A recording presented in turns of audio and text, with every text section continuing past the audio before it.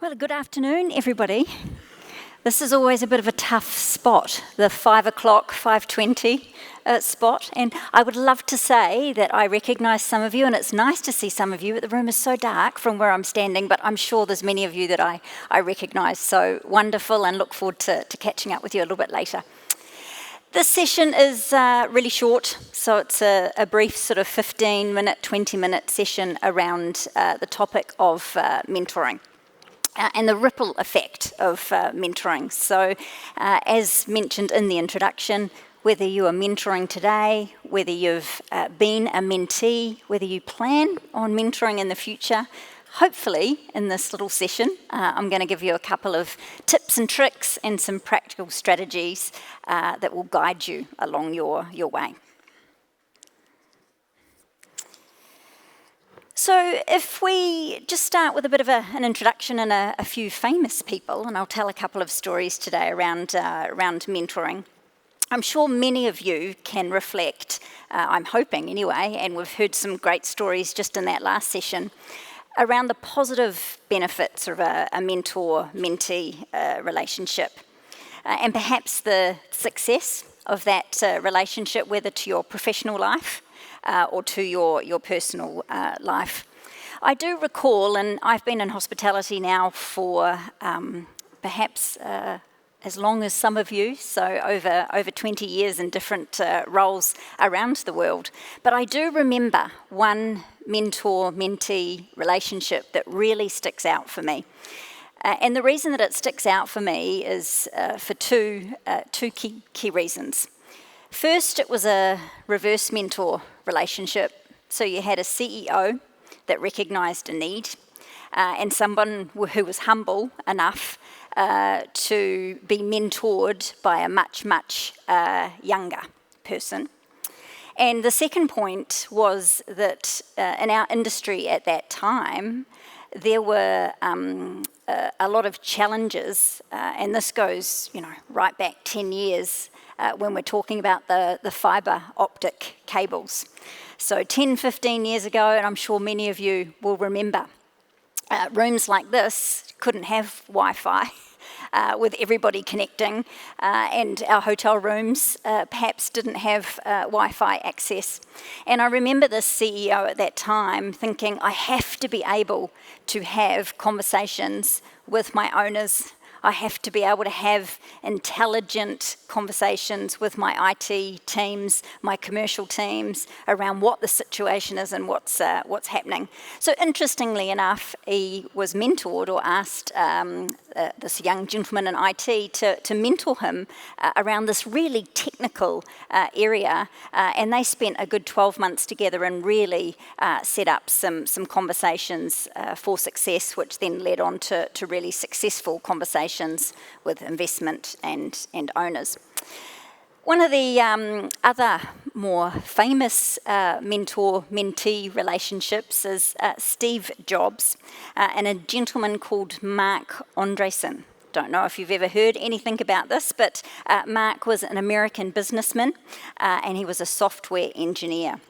And it's quite a compelling story of mentorship around the intersection of visionary leadership and transformative mentorship. So, as many of you can probably relate to, Steve Jobs was known for his unparalleled focus on design and the user experience at Apple. And what he did is he provided guidance to Mark at the early stages of his career.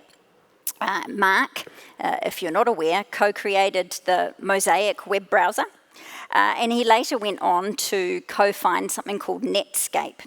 And really at the time, he was at the forefront of the modern internet. Now, what's really key about this mentor and mentee relationship is that Jobs shared key insights about how important the user experience was, and also his tips on how to build lasting companies. The impact of Jobs' advice and the conversations that they had was so influential that Mark's philosophy was influenced, and it combined a lot with his focus on what the market needed and also his tech innovation. So Steve Jobs at this time really encouraged bold thinking and different thinking, and interestingly, Mark went on to be an investor, and he backed some, really big tech companies like Facebook, Airbnb, and Twitter. So at this point, can I ask for a little bit of audience engagement? Can you put your hand up if you are currently or you have been a mentor? Okay, great. Keep your hands up, Got maybe just under half the room. Keep your hand up if you have benefited from being a mentee. Yeah, so now we're down to maybe just under a quarter of the room. But I'm sure if I came and spoke to many of you, you would tell some really interesting stories around the ripple effect and just how transformative mentoring and mentorships can be. So if we relate to the message from the story about Steve and Mark, mentorship can really bridge industries. So it's not something that's just about hospitality. It can also bridge generations, as you've seen from my story with the CEO. And this really fosters innovation, and it creates this ripple effect, which shapes entire industries.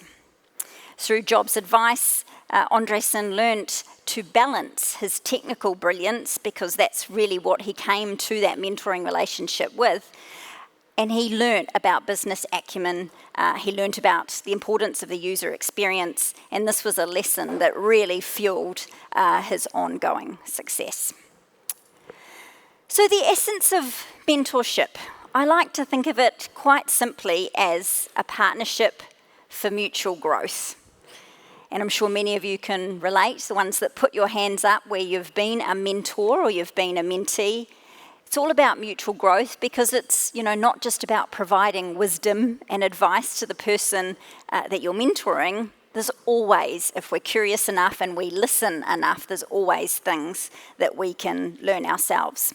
So I promised you a couple of practical tips, so let me just give you a couple around the essence of mentorship and a little bit of a model for these conversations. So it's a very easy to remember acronym, so we call it GROW. So first and foremost, it's about guidance, so sharing knowledge and experience. As a general rule of thumb, you will have a mentor and a mentee, as many of you I'm sure are aware of, that won't have direct reporting, and often you're not even the same team or department. You might be in different industries, you might be in similar industries depending on your goal of the mentor relationship. So guidance is really, really key. Resilience. I'm sure many of you can relate to stories where you've had a successful mentor-mentee relationship, and someone's really helped you to navigate challenges. So really being able to show resilience and encouraging mentors to have that resilience and navigate some of the challenges they might be facing. Opportunity. Opportunity is all about asking really great questions so that you can open doors for your mentee, and maybe the mentor may get some doors opened as well, and you can create networks. And then finally, there's wisdom. So we don't only guide and share knowledge and experience, we offer insights and perspectives.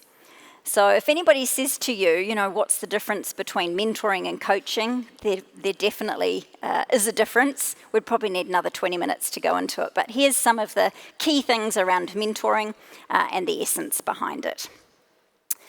So what would be some of my key tips in how to build a really meaningful mentor-mentee relationship?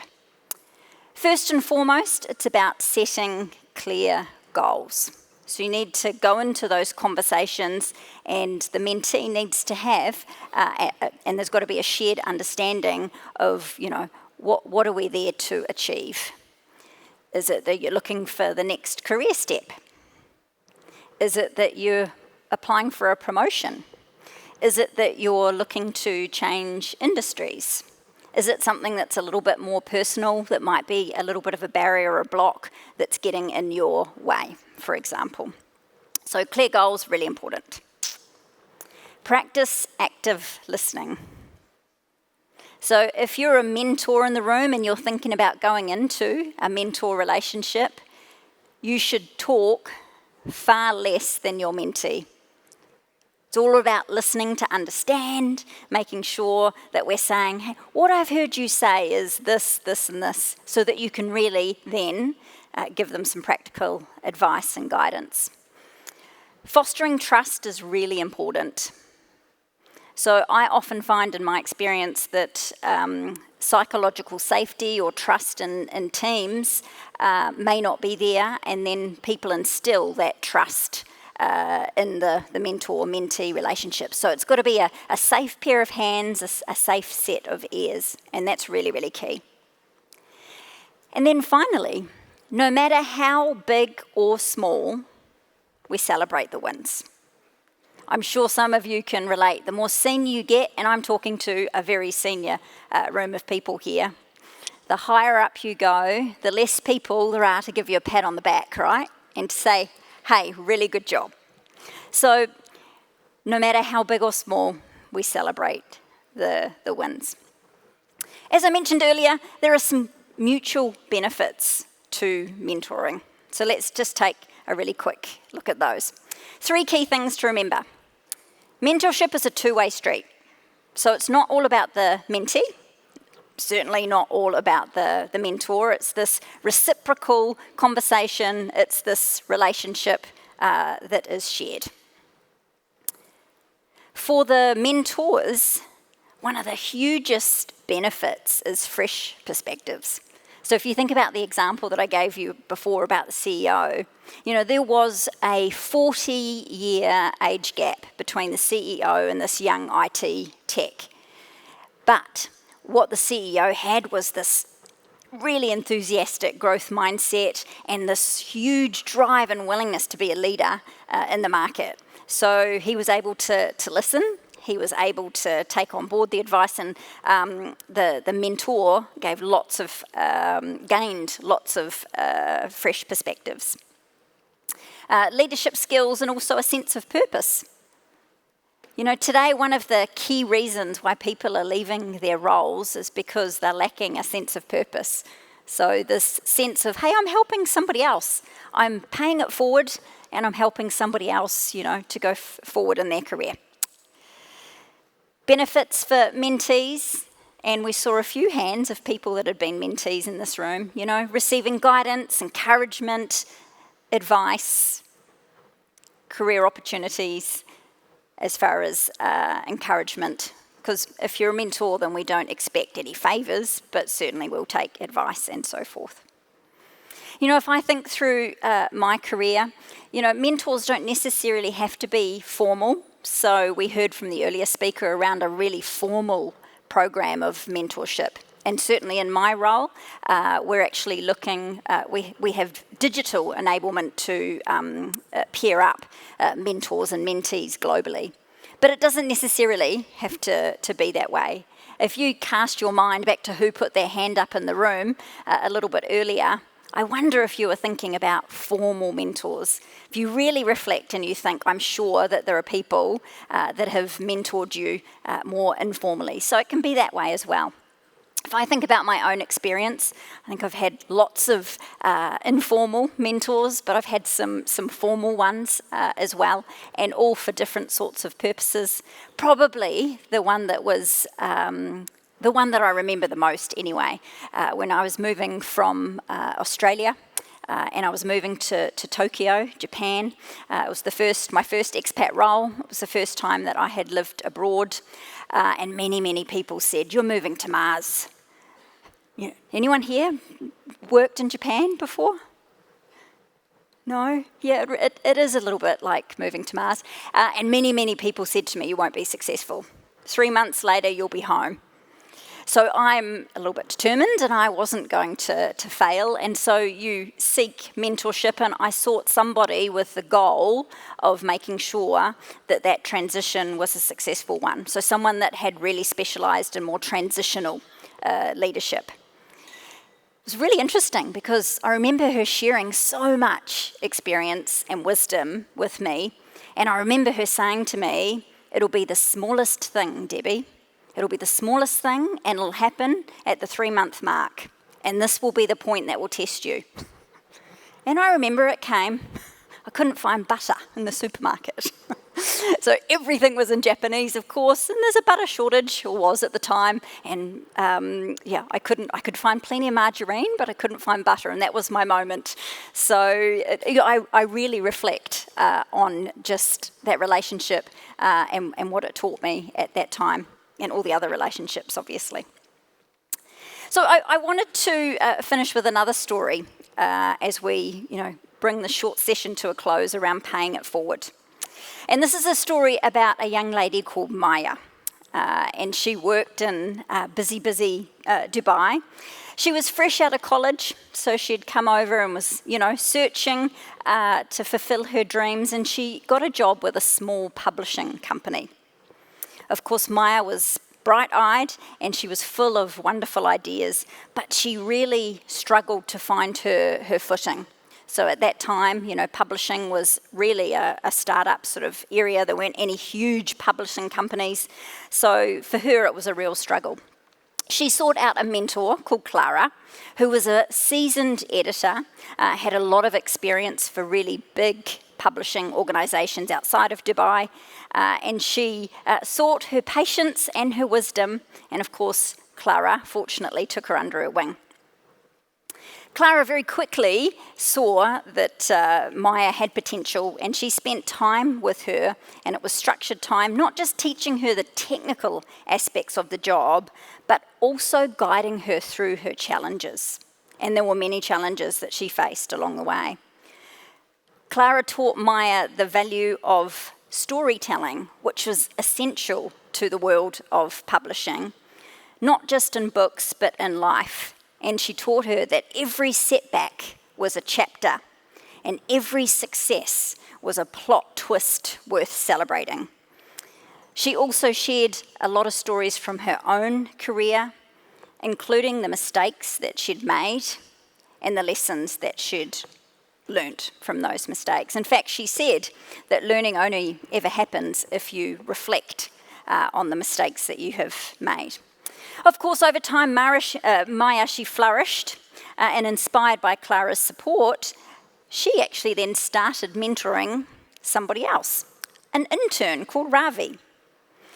Ravi was really, really struggling with self-confidence, but drawing from Clara's approach, Maya then helped Ravi recognise his unique talents. Ravi, in turn, paid it forward by mentoring a young high school student in his neighbourhood, inspiring that person to pursue their dreams of writing. Many years later, and Maya, who's now a very accomplished editor herself, invited Clara to an award ceremony where she was being honoured for her contributions to the publishing industry. And as Maya thanked Clara, she emphasised that the lessons that Clara had imparted had rippled out and had countless impact on others. Clara, of course, smiled and realised at that point that mentorship's not just about one person. It's about the lives transformed along the way. And the ripple effect of their bond had created a legacy far, far beyond what either of them could ever have imagined. So the lesson here, when we mentor, it's not just about that moment, it's about creating this culture of empowerment, and it's really about passing the torch on for future leaders. So in this room, every one of us has the potential to be a mentor or a mentee. And maybe next year when I come back, Mona, I'd love to see a room full of hands of everybody saying, you know, this year I've decided to take it upon myself and I'm going to mentor someone, or I'm going to be a mentee. The biggest question really is, you know, are you willing and are you ready? So as I close, you know, it's really about embracing the fact that mentoring is really, really powerful. And I'm looking at a seasoned audience here of experts in their field with incredible expertise, talent, and life experiences that undoubtedly are going to help somebody else. So Oprah Winfrey is famous for saying a mentor is someone who allows you to see the hope inside yourself. Thank you so much, and thank you, Mona, for the opportunity.